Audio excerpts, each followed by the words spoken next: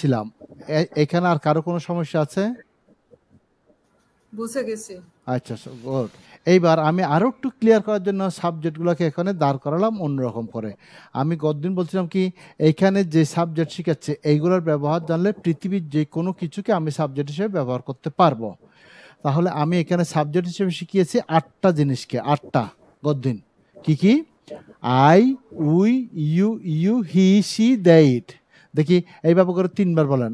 I, we, you, he, she, they, it. 3বার বলবেন। I, you, she, they, it. বলেন আবার 3বার। I, we, you, he, she, they, I, we, you, he, she, they, it. I, we, you, he, she, they, it.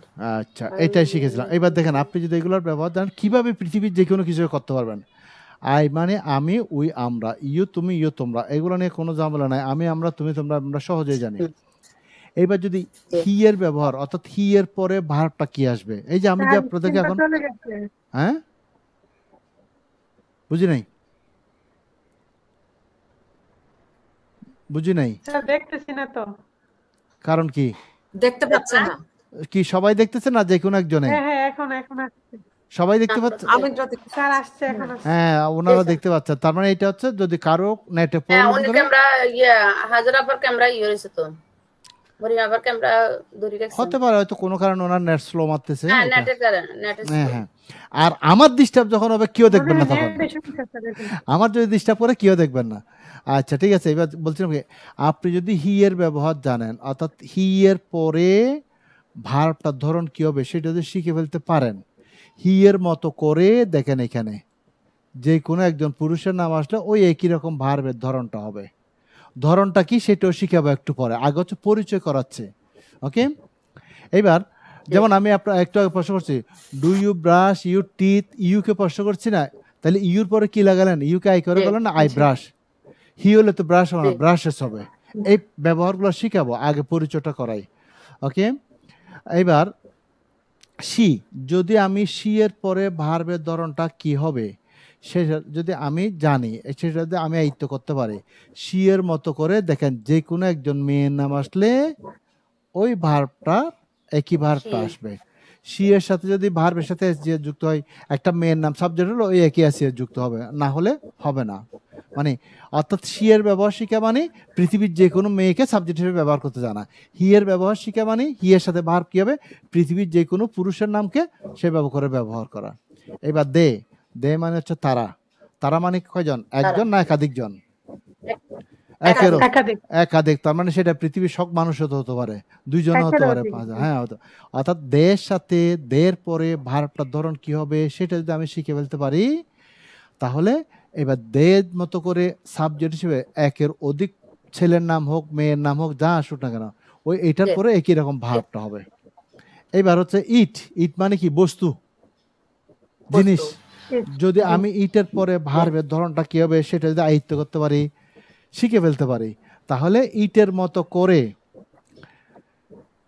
মতো করে subject হিসেবে যে কোনো একটা বস্তুর নাম আসলে ওই একই ভার্বটা আসবে। যেমন দিয়েছি দেখেন, ইটের মতো হতে পারে কি, উদাহরণস্বরূপ দা ফ্যান, দা পেন, দা চেয়ার, দা বুক, বা একটা বস্তুর নাম।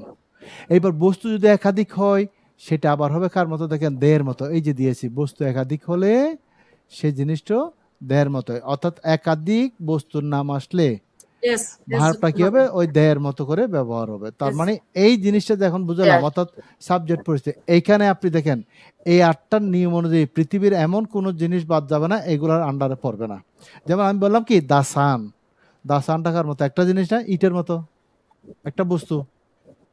যেমন এবার যদি বলি ইউর ফ্রেন্ড, ইউর ফ্রেন্ড একজন, সেটা পুরুষ হলে হি এর মতো হবে, মেয়ে হলে সি এর মতো হবে। যদি বলি ইউর ফ্রেন্ডস, তখন দে এর মতো হবে, একাধিক জন। ঠিক আছে? এইবার যদি বলি ইউর মাদার, কার মতো? মেয়ে না একজন, মহিলা না একজন, সি এর মতো। ইউর ফাদার, তাহলে ছেলে না একজন, পুরুষ না, তাহলে হি এর মতো হবে। দা স্টুডেন্টস, একের অধিক স্টুডেন্ট, কার মতো? দে এর মতো। এই জন্য এই 8টার মধ্যে পৃথিবীর সব সাবজেক্টগুলো আমরা অনুকরণ করে বসাতে পারবো। এতটুকু বোঝা গেছে তো? আচ্ছা, এইবার এইগুলোর মধ্যে আবার হি শি ইট বা কোনো একজন ব্যক্তির নাম একটা বস্তুর নাম এগুলোকে ইংরেজির ভাষায় গ্রামারের ভাষায় থার্ড পারসন সিঙ্গুলার নাম্বার বলে। থার্ড পারসন সিঙ্গুলার নাম্বার বলে। এটা না শিখলেও সমস্যা নাই, ছাত্র ছাত্রীদের জন্য এটা লাগে, কারণ এখানে তো সব পেশার মানুষে পড়ে। স্যার আমি একটা কথা বলি যে স্যার আমি একটা কথা বলি, বলেন। এই যে এখানে যে দেখছেন যে গ্রামারে থার্ড পারসন সিঙ্গুলার নাম্বার বলে, এটা যদি না বলে আপনি বাংলায় বলেন, মানে এই গ্রামারের শব্দটা যদি বাংলায় উচ্চারণ করেন। হ্যাঁ আচ্ছা বলে দিচ্ছি আমি। এই যে দেখেন থার্ড পারসন কোনগুলো? এইগুলো থার্ড পারসন সিঙ্গুলার মানে হচ্ছে কি একটা জিনিস বা একটা বস্তুর নাম, এইটা হচ্ছে থার্ড পারসন সিঙ্গুলার। যেমন সুমন একজন নাম না, দা বুক একটা নাম না, দা ট্রি একটা নাম না, জি ওই একটা নাম আসলে এটা থার্ড পারসন সিঙ্গুলার বলে ইংরেজিতে। এখন ক্লিয়ার? জি আচ্ছা, এই যে মনে করেন এখন 4-5টা ক্লাস করে ফেলছেন এমনি 1 বছর স্যার। 1 বছর স্যার, না, 1 বছর। সিঙ্গুলার মানে হচ্ছে 1 বছর, প্লুরাল মানে হচ্ছে বহু বছর। আর উনি যেটা বলতে চাইছে সেটা হচ্ছে কি মানে থার্ড বাংলা পারসনটা ভুলে কি? যাব, ইংলিশ শিখতে আইছি। হ্যাঁ থার্ড না না পারসনটা ঠিক কি? আছে স্যার, এজন্য হ্যাঁ বুঝিয়ে দিলাম থার্ড পারসনটা। এখন এই যে এখন 4-5টা, হ্যাঁ ঠিক আছে। আমি বুঝতে পারি। এখন মনে করেন আমাকে আরো একটা ক্লিয়ার, এই 4-5টা ক্লাস দিলাম যেভাবে বুঝে আসতেছি, আপনাদের কি মনে হচ্ছে বুঝতে পারতেছেন বা আমি বুঝাতে পারছি না পারছি না? পারছি কি পারছি না? জি স্যার জি স্যার, পারছি আচ্ছা ইনশাআল্লাহ। ইনশাআল্লাহ হয়ে যাবে। ওকে, এইবার সাবজেক্টের পরে কি বসে ইংরেজিতে? ভার্ব। হ্যাঁ ওই যে আপনি উত্তর দিলেন না আই টেক, আই সে, তারপর কি লাগালেন আই এক্সারসাইজ, সাবজেক্টের পরে ভার্বটা। এই যে এবার ভার্ব পরিচিতি শিখাবো, সাবজেক্টের পরে ইংরেজি বাক্যে ভার্বটা আসে ধারাবাহিকভাবে। আমি বলছিলাম ওয়ান আফটার আনাদার, আপনি পুঙ্খানু পেয়ে যাবেন। এবার ভার্বটা হচ্ছে কি, গ্রামারে ইংলিশে অনেক ধরনের ভার্ব আছে, অত রকমের ভার্ব নিয়ে আপনার টানাটানি করার, হ্যাসকাহাসকি করার, সোজা বাংলাদেশের কথা বলে হ্যাসকাহাসকি কোনো দরকার নাই, কারণ এটা শুধু করবেন আপনি এমন টেকনিক করবেন, মানুষে কি বলে যেন, কান টানলে মাথা আসে, সেই টেকনিকে শিখবেন। অর্থাৎ আপনি শিখবেন একরকম করে, মানে টেকনিক দুনিয়ার সব ওখানে চলে আসবে। আপনাকে ধরো এটা প্রিন্সিপাল ভার্ব, ওইটা অক্সিলারি ভার্ব, ওইটা ফাইনিট ভার্ব, ওইটা নন ফাইনিট ভার্ব, ওইটা ট্রানজিটিভ ভার্ব, কোনো দরকার নাই, এগুলো কোনো কাজে লাগে না। এইগুলো করে ইংলিশকে জটিলতা করে ফেলছে আমাদের দেশে। তো ওই জন্য বলছি আমি যে টেকনিকে শিখাচ্ছি এটা দেখেন। এইবার ভার্বগুলোকে আমি ভাগ করেছি কিভাবে দেখেন। 1 নাম্বার হচ্ছে অ্যাকশন ভার্ব। অ্যাকশন ভার্ব মানে কি? অ্যাকশন মানে কাজ, অ্যাকশন মানে কি? কাজ। যে ভার্বটা দ্বারা কাজ করা বোঝে সেটাকে অ্যাকশন ভার্ব বলে। যেমন দেখেন গো যাওয়া একটা কাজ না, কাম একটা কাজ, ইট খাওয়া একটা কাজ, ড্রিঙ্ক একটা কাজ, রিড একটা কাজ, রাইট একটা কাজ, তারপর হচ্ছে কি আপনি কুক রান্না করেন একটা কাজ, এক্সারসাইজ করেন একটা কাজ। অর্থাৎ এখন যে ভার্বগুলো, এই যে ভার্ব সেটা শিখাচ্ছি, এগুলো হচ্ছে ইম্পর্টেন্ট ভার্বস, লেখা আছে উপরে দেখেন, এগুলো সব হচ্ছে অ্যাকশন ভার্ব। ঠিক আছে, এগুলার কাজের কথা বলা হলে এটা অ্যাকশন ভার্ব, মানে পিছনেরটা দেখিয়ে দিচ্ছি আমি। এইবার যেহেতু অ্যাকশন ভার্ব অর্থাৎ কাজের ওয়ার্ডটা অনেকগুলো আছে ইংরেজিতে, সেই জন্য একটা এটসেট্রা দিয়েছে, মানে ডট ডট ডট এগুলো আর কি। এরপর হচ্ছে টু বি ভার্ব।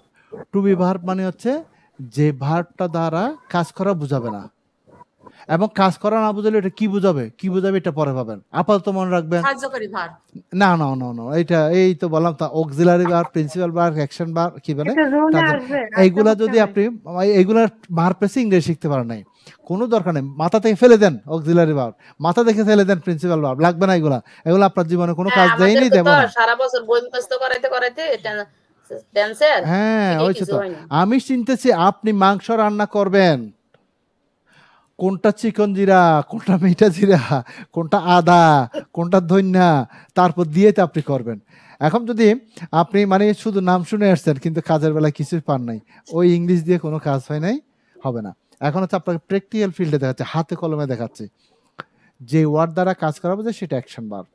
এইবার দেখেন টু বি ভার্ব, যেটা কাজ করা বোঝাবে না, কিন্তু সে টু বি ভার্বটা কি, কারণ এইগুলো আবার কি ভার্ব সেটা পাবেন তো, পরের লেসনে আসবে, সেটা কি জাতীয় বাক্য হবে।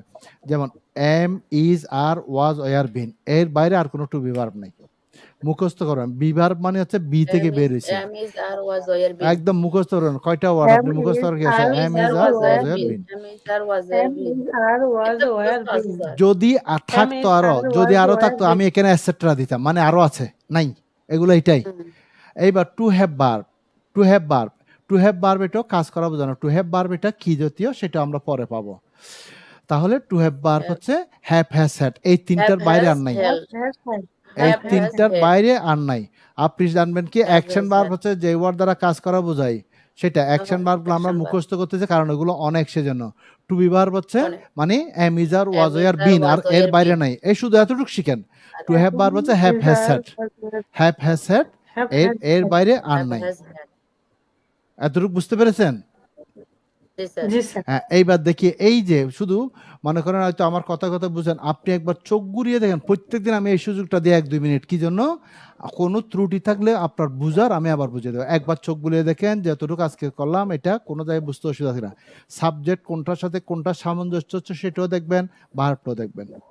পুরুষ, একজন পুরুষ হচ্ছে হি, একজন মেয়ে হচ্ছে সে, আর একের অধিক হয়েছে একজন পুরুষ, দে। ইট একটি বস্তুর নামের আগে দি বসে, আর একের অধিক বস্তুর নামের আগে দে বসে।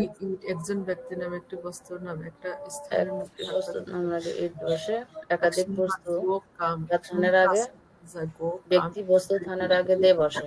Right, it is go, come, it.